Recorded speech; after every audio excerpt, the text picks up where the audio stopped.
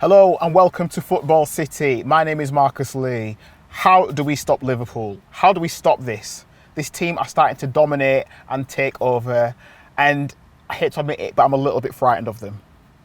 In this video, I'm going to talk about why Liverpool are so good. I hate that, but how I think we can stop them. I'm saying that off the back of another scammy result. Is it a scammy result?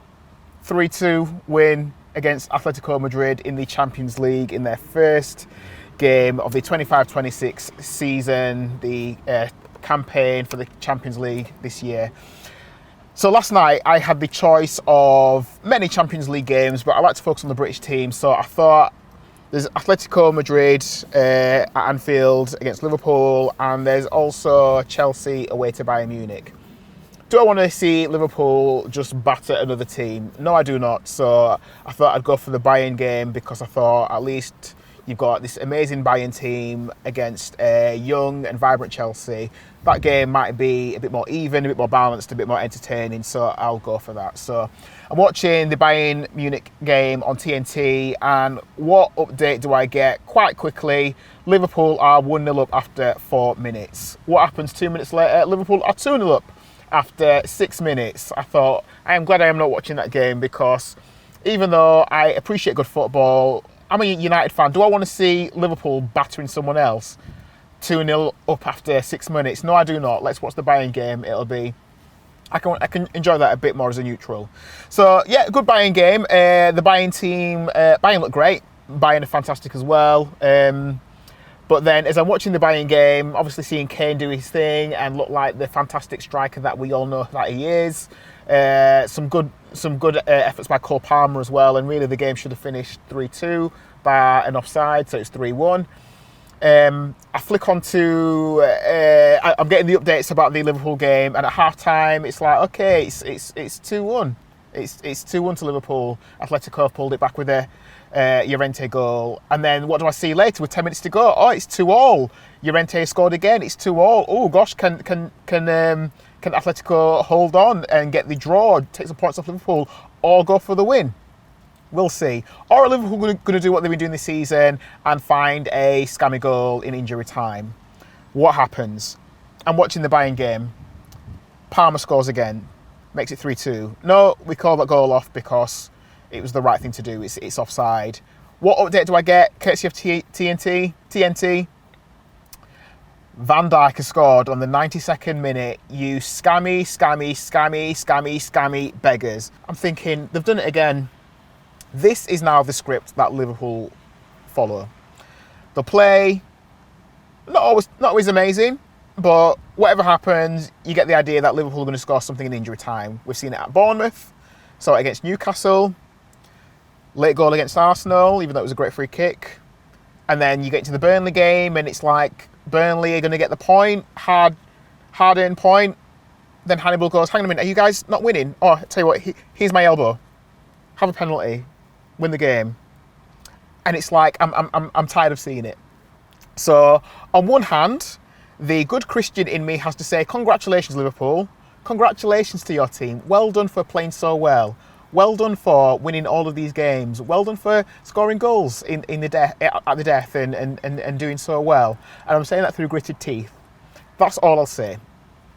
For the rest of us, I'm like, how do we stop Liverpool? How do we stop this team that are so good from just beating everybody? How do we stop them? I look at Slot and I think, is he this brilliant manager? I think Slot's a very good manager, and he's just come to the Premier League and he's won a title in his first season. A lot of people said you can't just come from the Dutch league and do it in the Premier League, and he did it. But to be fair, I got to say that I think he inherited a great team from Klopp. You inherit a team that in the past 5 years has won a Champions League and a Premier League. That's a fantastic team.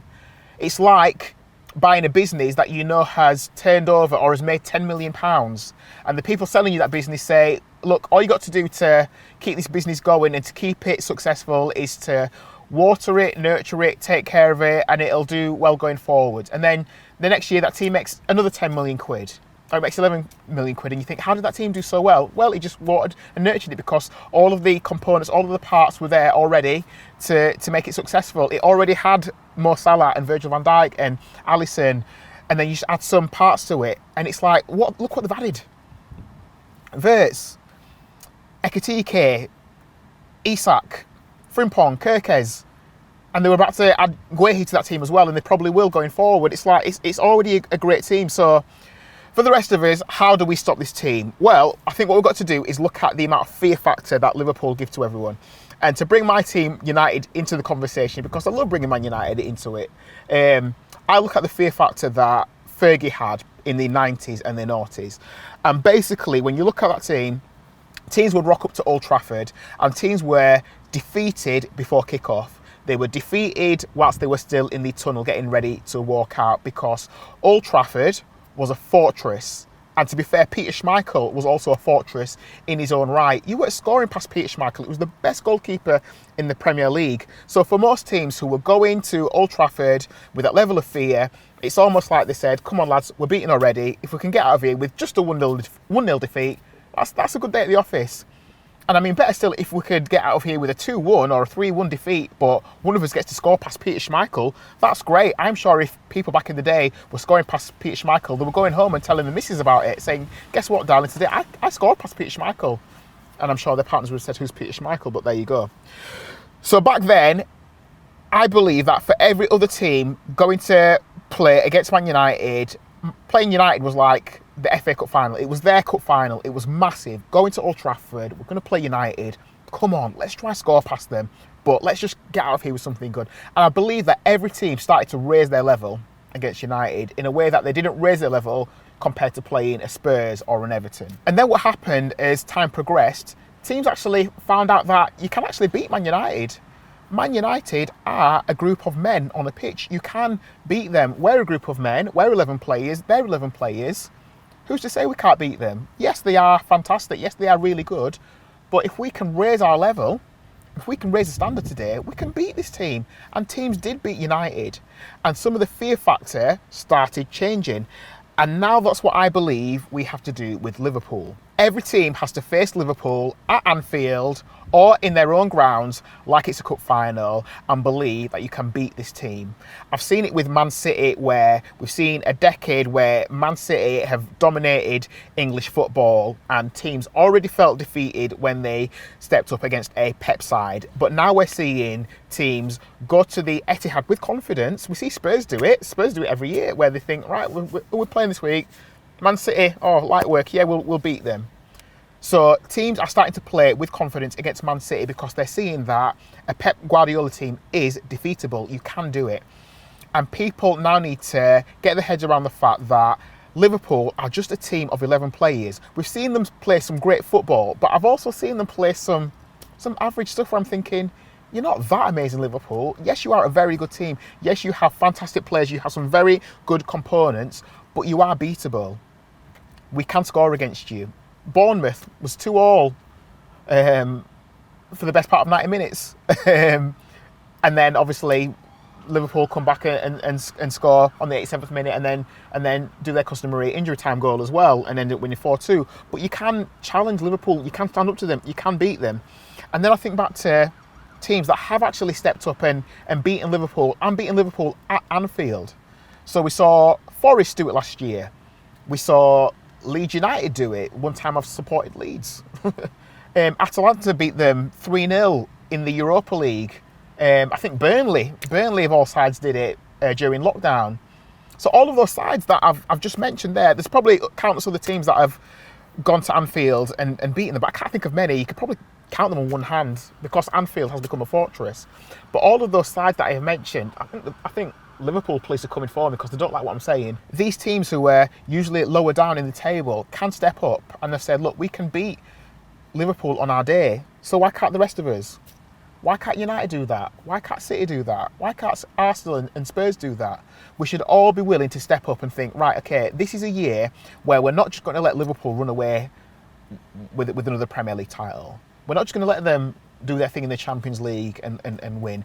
We're going to step up and we're going to fight, because while this sounds like a video where it sounds like I just hate Liverpool, and the truth is, I don't hate Liverpool, I just seriously don't like them. While this sounds like I'm just going against Liverpool, I want to see a balanced football season, I don't just want to see the big teams beating the small teams. I don't just want to see it as Liverpool go and beat Sunderland 6-0. I don't just want to see it as Arsenal go and beat Leeds 5-0, although it's already happened. You know, I want to see some balance. I want to see Burnley go to Man City and beat them. I want to see Wolves go to Liverpool and beat them, or have an interesting game where it's a 3-3 draw or something. I don't just want it to be a one-sided league. So we'll see what happens. Next up, Liverpool have Everton, a Merseyside derby, and Everton have had a good start to the season. So what is going to happen on Saturday, we will have to wait and see. But that's how I think teams have to beat Liverpool. I think you've got to treat it like a cup final. Anyway, that's what I think. It's a little rant, always little rants in the car, man. But I would love to know what you think. Do you think Liverpool are beatable, or do you think they're just going to dominate this season and maybe next season? Do you think the team's too good? Because they have got a fantastic team. What do you think? Let me know. Leave a comment in the comment section. Thank you. Can I just say thank you for watching this video. Please give the video a like if you like this content. I'm going to do more videos, just talking points about what is going on in the world of football. So if you like that, please subscribe to the channel. Please support it. Share the video with a friend and stay tuned for the next one. My name is Marcus Lee. This has been Football City. Thank you for watching, and I'll see you on the next one.